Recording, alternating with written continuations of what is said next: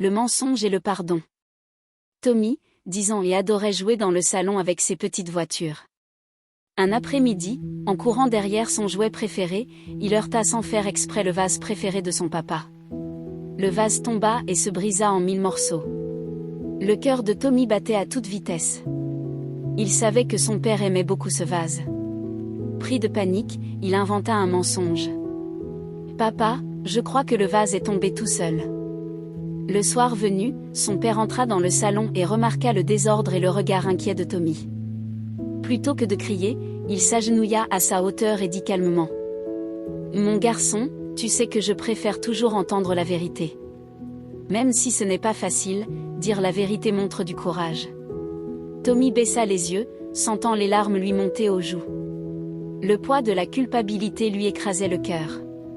Après un long silence, il prit une grande respiration et murmura. « Papa, je dois te dire la vérité. C'est moi qui ai cassé le vase.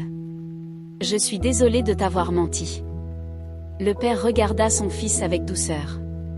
Il posa sa main sur son épaule et dit. « Merci de m'avoir dit la vérité, mon fils.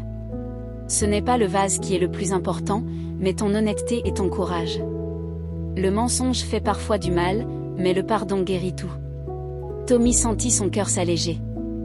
Il avait eu peur de la colère de son papa, mais au lieu de cela, il trouva l'amour et le pardon. Ce jour-là, il comprit que reconnaître ses erreurs et demander pardon est un vrai signe de force, et non de faiblesse.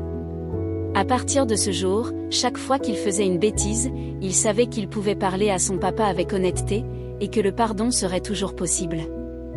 Comme le dit un vieux proverbe africain, celui qui demande pardon est plus grand que celui qui n'a jamais fauté.